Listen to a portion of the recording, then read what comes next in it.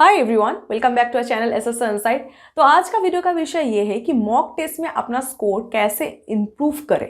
ऐसा क्या करें जिससे कि अपना जो मॉक टेस्ट का स्कोर आ रहा है वो इंक्रीज हो जाए। इससे रिलेटेड डिस्कशन चलता रहता है हमारे व्हाट्सएप ग्रुप में। आप अगर एसएस इनसाइट का व्हाट्सएप ग्रुप ज्वाइन करना चाहते हैं तो नीचे डिस्क्रिप्शन बॉक्स में लिंक दिया गया है, एसएस इनसाइट का व्हाट्सएप ग्रुप का लिंक मिल जाएगा।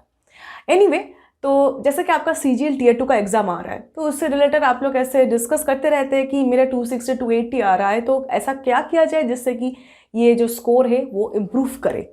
तो देखिए, मॉक टेस्ट में स्कोर इंप्रूव करने के लिए कोई ऐसा फॉर्मूला या शॉर्टकट नहीं है कि मैं आपको बोल दूं कि हाँ A+ वो स्कोर फॉर्मूला लगा लो, इससे आपका मॉक टेस्ट में स्कोर इंप्रूव हो जाएगा। देखिए, मॉक टेस्ट में स्कोर इंप्रूव करने के लिए जो सबसे ज्यादा इंपॉर्टेंट चीज होता है वो ही आप लोग अक्सर भूल जाते हैं। ये मैंने बहुत एक्सपीरियंस से बात करने के बाद रियलाइज किया कि ये बेसिक कुछ चीजें हैं जो आप लोग फॉलो नहीं करते हो, जिस वजह से आपका इंप्रूवमेंट नहीं होता है। आप लोगों को शायद पता होगा कि एसएस इनसाइट की तरफ से ऑलरेडी 2 मीटअप हमने ऑर्गेनाइज किया है इन कोलकाता।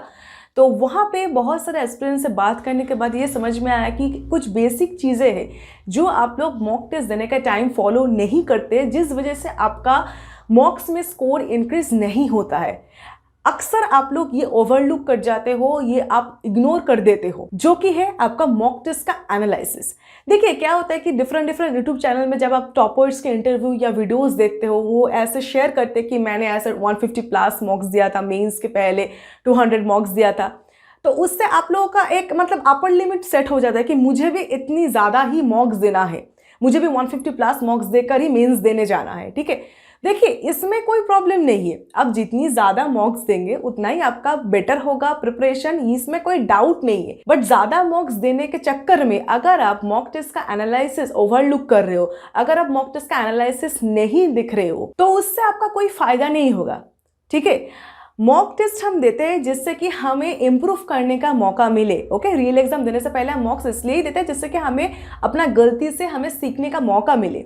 अगर आप टेस्ट का एनालिसिस नहीं देख रहे हो, गो थ्रू नहीं कर रहे हो, तो आपको कभी भी पता नहीं चलेगा कि आपने क्या क्या इनकरेक्ट किया है, आपसे क्या क्या नहीं हुआ था, एंड जो नहीं हुआ था वो कैसे करना है वो भी आपको पता नहीं चलेगा। ठीक है, तो इसलिए आपका टारगेट अच्छा है कि आपने ज्यादा मॉक्स देना है, वो टारगेट अच्छा है। बट वो टारगेट के चक्कर में अगर आप एनालिसिस को ओवरलुक कर रहे हो, एनालिसिस के लिए टाइम नहीं दे रहे हो, तो उससे आपका इंप्रूवमेंट कभी नहीं होगा। ये तय कर लो कि आप दिन में जितना टाइम मॉक्स के लिए अलॉट कर रहे हो उतना ही टाइम आपको एनालिसिस के लिए भी अलॉट करना है। इनफैक्ट उससे ज्यादा टाइम आपको एनालिसिस के लिए अलॉट करना चाहिए। ठीक है, हम ज्यादा से ज्यादा मॉक्स देंगे, उससे हमारा स्पीड ऑफ कोर्स इंक्रीज होगा। ठीक है, बट जो हम गलती कर रहे हैं, अगर हम वो टेस्ट एनालिसिस से चेक नहीं करते हैं तो हमें कभी पता नहीं चलेगा कि हमने क्या गलती किया था, एंड उसको इंप्रूव करने का मौका भी नहीं मिलेगा। तो इसलिए जब आप मॉक्स एक कंप्लीट कर रहे हो दिन में, उसके बाद आपका टारगेट ये नहीं होना चाहिए कि मैं कब तुरंत नेक्स्ट मॉक देने बैठूं। ओके, उसके बाद आपका टारगेट ये होना चाहिए कि जो मैंने क्या क्या गलती किया है वो मैंने पहले देखना है। ठीक है, अच्छे से reasoning, English, maths, GK 1 by 1 subject wise आप गो थ्रू करो। इनफैक्ट मैंने ऐसे भी आपको बोला है, ऐसे भी आपको समझाया है कि ऐसा नहीं करना है कि सपोज आपका 100 क्वेश्चन में से आपका 70 करेक्ट हुआ है, 10 इनकरेक्ट हुआ है एंड 20 आपसे हुआ नहीं, तो सिर्फ वो इनकरेक्ट एंड जो आपसे हुआ नहीं, दैट मीन्स टोटल 30 क्वेश्चन आपने गो थ्रू कर लिया और आपने कोई क्वेश्चन देखा ही नहीं। ऐसा बिल्कुल नहीं करना है। 100 के 100 क्वेश्चन ही आपको चेकआउट करना चाहिए, इसलिए कि आपको उससे क्या होता है कि समटाइम्स हम तुक्का लगा के भी सही कर देते हैं, वो आपको पता चलेगा कि एक्चुअल में आंसर क्या है। समटाइम्स हम जो वे में कोई मैथ्स किया है या रीजनिंग सॉल्व किया है, हमारे एनालिसिस देखने से कोई दूसरा तरीका भी हमें पता चलता है कि अरे हाँ, मैं तो इसको ये दूसरे तरीके से भी सॉल्व कर सकती थी। तो वो सब हमें पॉइंट आउट करना पड़ता है, वो सब चीज़ को आपको नोट डाउन करना पड़ता है। हर एक सब्जेक्ट वाइज आपके पास नोटबुक होगा।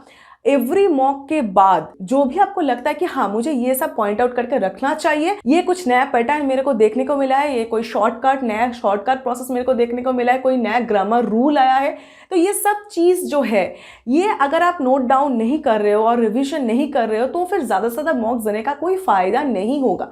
क्योंकि मॉक्स से हमें सीखना है कि हमें और क्या मतलब आगे का स्टेप्स आपका क्या होगा वो आपको मॉक्स देने से ही पता चलेगा कि ठीक है तो फिर मुझे ऐसे आगे बढ़ना पड़ेगा। ठीक है, तो आज का वीडियो का आपको समझाने का मेरा यही इंटेंशन था कि आप अगर दिन में 2 घंटे मॉक के लिए दे रहे हो तो एटलीस्ट 3 घंटे अलॉट कर दो वो मॉक एनालिसिस देखने के लिए। ठीक है, क्योंकि जितना इंपॉर्टेंट आपका मॉक है उतना ही इंपॉर्टेंट आपका मॉक टेस्ट का एनालिसिस भी है।